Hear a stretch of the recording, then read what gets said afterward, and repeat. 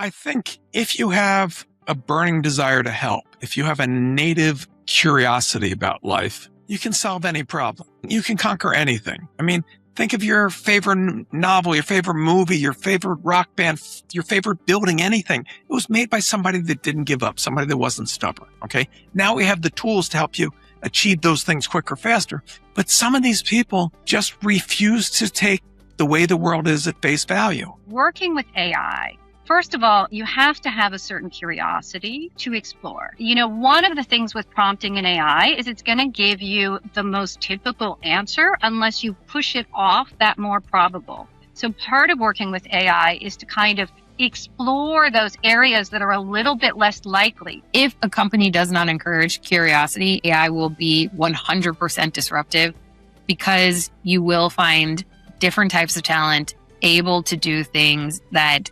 they previously didn't have access to or weren't exposed to. And that is an opportunity for innovation for that company.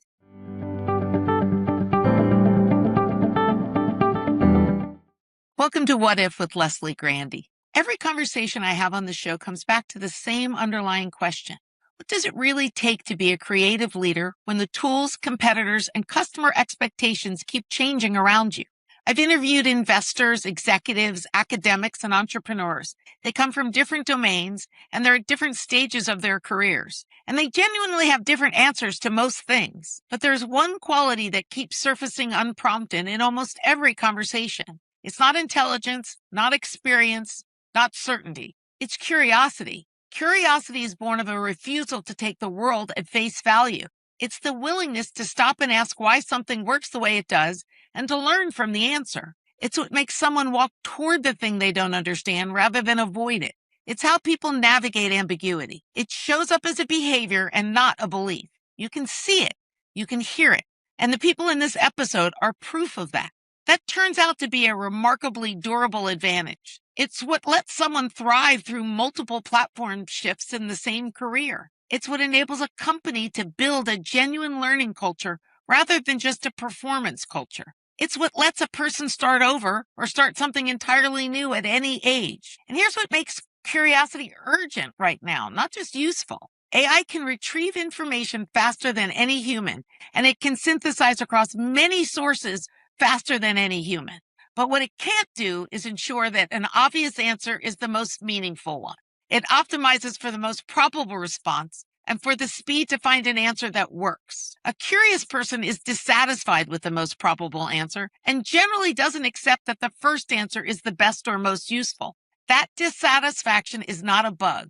It's the entire point.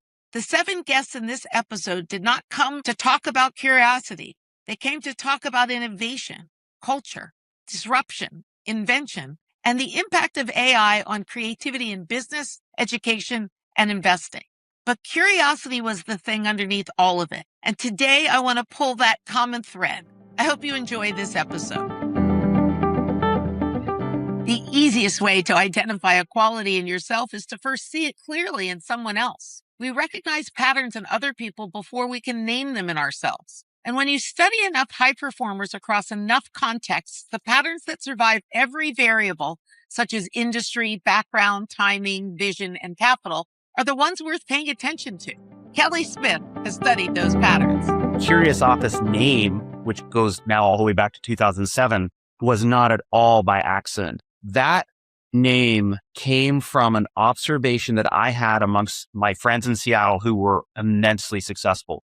And I was thinking, what can I put one thing? What is the one thing that the common thread across all of those individuals that I can put my finger on that brought them so much success? I'm thinking about people like Rich Barton, the founder of Expedia and Zillow. Adrian Hanauer is one of my oldest friends, now the owner of the Seattle Sounders, and many others. And if I was forced to choose one thing, it was, obsessive levels of curiosity compared to most people. The second thing I think is also important, but I really prioritize the interest and curiosity. The second thing was a very healthy relationship with risk.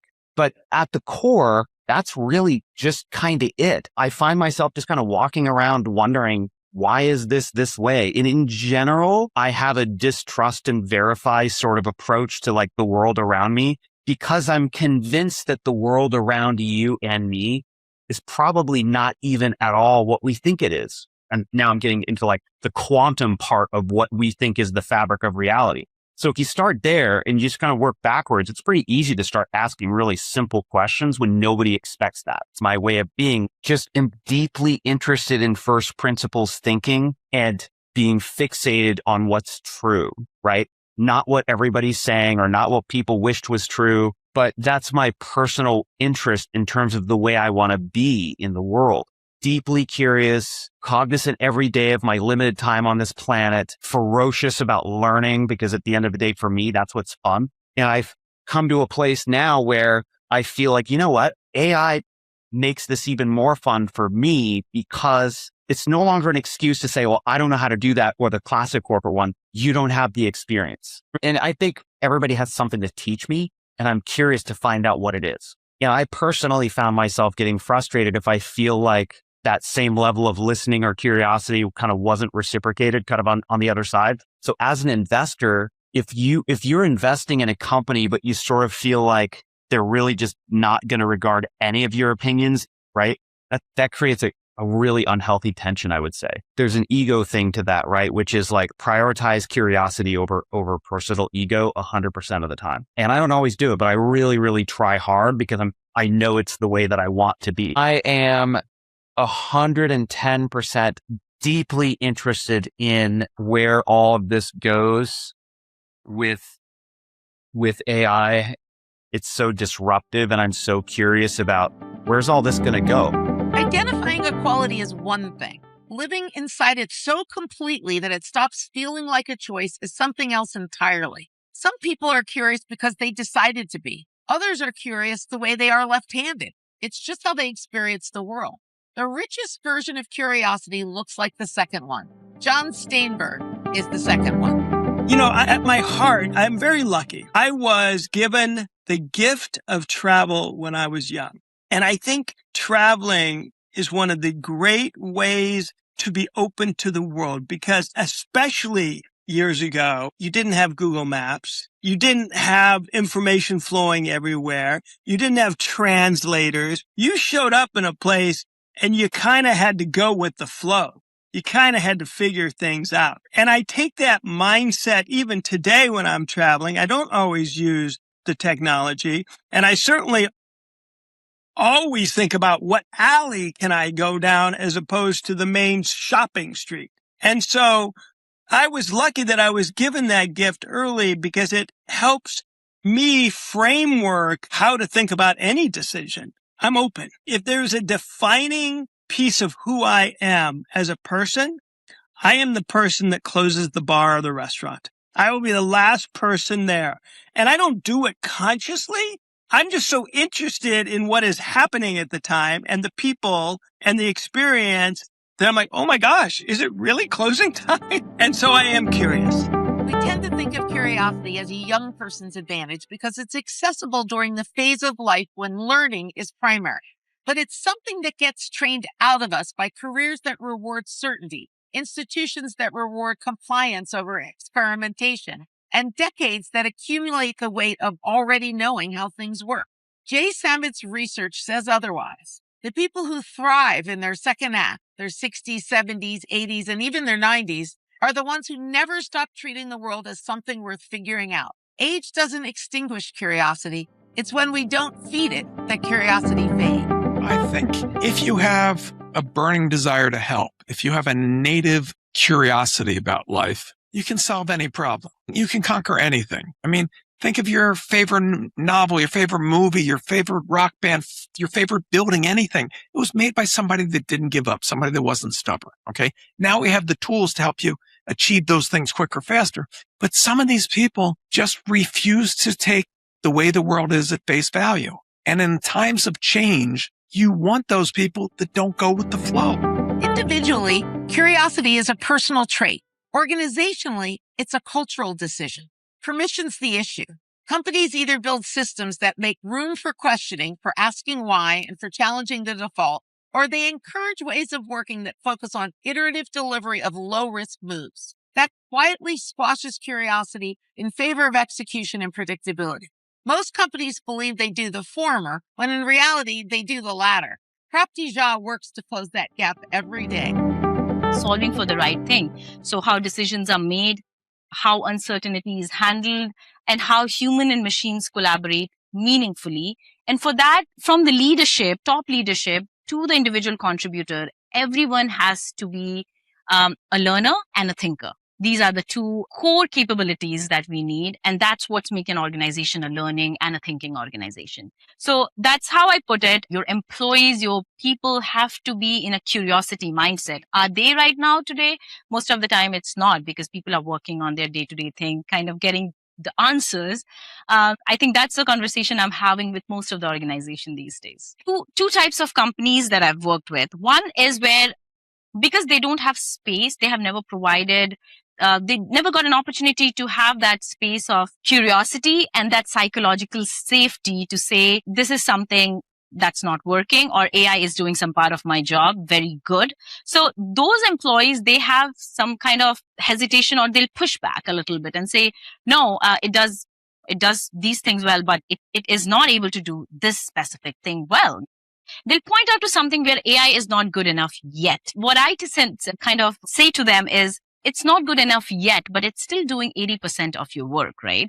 So because the organization has not provided them that with that space, they are pushing back when it comes to AI or any other new technology there. Organizations that have provided their employees with that space of they can explore and they can kind of raise these questions. And that's where this is an example of actually asking good questions. I will give you an example. Basically, with one organization that I worked with, it was basically they had this mandate that each employee or let's say a team, they should start working with AI they were doing, and literally in a very specific point out. Let's say this part of research, or let's say market research, AI is doing really well. Let's say, and the areas of their work that AI is still not there, and where they really need to jump in. And what they were doing with that, and we were working together, is after that, update your job description or update the description of your team or the part of the organization. Is what do you do? So your identity is not connected to what part, how it was earlier. You're constantly about the mandate, and also think about where AI is progressing. If organizations that suppress curiosity struggle to adapt, individuals who suppress it struggle to get the best out of AI. Working well with AI is not a technical skill, it's an interrogative skill. It requires you to be genuinely unsatisfied with a good enough answer, to keep pushing, keep reframing, keep asking a different version of the question until you get to something real. Catherine Elkins has studied exactly what this behavior produces when people bring it to their work with AI, and what it costs when they don't. You work on creativity, which is so great because intelligence is actually going to be downgraded. And I say that as someone who's built my career on intelligence, right? As a valuable asset, right? And that intelligence is perhaps going to be less and less, valuable. So what is valuable? Well, I would say working with AI, first of all, you have to have a certain curiosity to explore. One of the things with prompting in AI is it's going to give you the most typical answer unless you push it off that more probable. So part of working with AI is to kind of explore those areas that are a little bit less likely. It's there in the system, but if you don't push it in that direction, you're going to get the typical answer, right? And that is thinking about audience, like being specific about who I am and what I want and what we're working on a project for, and giving it that context, but also pushing it a little bit sometimes when it gives you something that's not very creative or that's kind of boring or that everybody's already saying, right? And so it's that kind of like, wait a minute, try harder. So that's the kind of discernment, but it also is a kind of critical engagement, right? And maybe a little bit different from what we're talking about with critical thinking, where you're constantly saying, can you do better? Where is this going wrong? You're listening to What If with Leslie Grandy. If you want to activate your imagination and build your creative muscles, I've put together some free resources, including webinars, downloadable content, bonus book content, and even a GPT to help you achieve your goals. Access these free tools to start asking what if today at lesliegrandy.com/resources. If you want to know what institutional curiosity sounds like, just listen to Carla Gazzetti talk about curiosity as a cultural trait in her company. The conditions that make curiosity real are the ones that give people permission to try things that might not work, to rotate onto different projects, take on problems outside their area of expertise, and be wrong in front of their colleagues without it counting against them. That is harder to build than it sounds because it requires leadership to absorb the cost of experiments that fail and resist the pressure to optimize everything towards certainty. I don't have an engineering degree and I'm a chief product officer for a networking company. Already speaks to the type of culture and leadership that we have at Extreme here, right? I think that the culture at Extreme has always been one of open-mindedness and thinking and belief in diversity and thought diversity. I think it demonstrates that it is foundational to what we do here at Extreme and how we think about things. And it is true if one is working in an organization where things are very rigid and it's harder to allow team members to change and switch from division to division, then AI will be very disruptive to their company culture. It has always been important to me, and that's part of why I've been at Extreme for as long as I've been,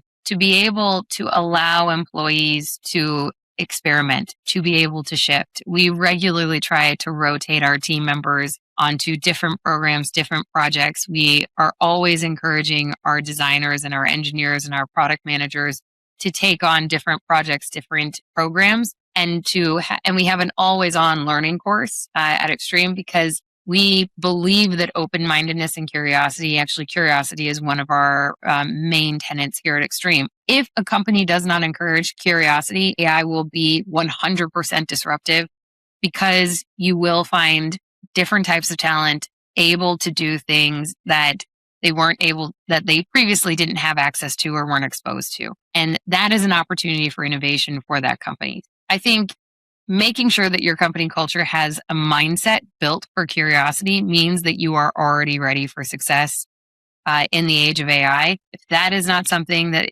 any company has encouraged their employees, then you're already behind the 8 ball. Stability has never been a reliable asset in media. The people who stayed relevant didn't do it by mastering the status quo. The digital age forced media executives like Scott Ehrlich to choose whether they'd act and shape the future or wait to react when others defined it. The leaders who decided to act have been genuinely interested in what was coming next, even when it threatened everything they'd already built. That takes a specific kind of courage, one that is powered by relentless curiosity. Scott Ehrlich has taken that path repeatedly. He uses curiosity as a personal compass to navigate potential disruptive opportunities. My last job, I spent 2 weeks a month abroad and 2 weeks at home. And I'd often find myself in these weird cities by myself because the sales team went home because they had shorter flights. And I would go walking around and I would basically leave the hotel and whatever caught my eye, I would walk towards it until I figured out what it was. And then I'd find the next thing that caught my eye and I'd walk towards that until I figured out what it was. I did this in Amsterdam once for like 18 hours. And my career has been a lot like that.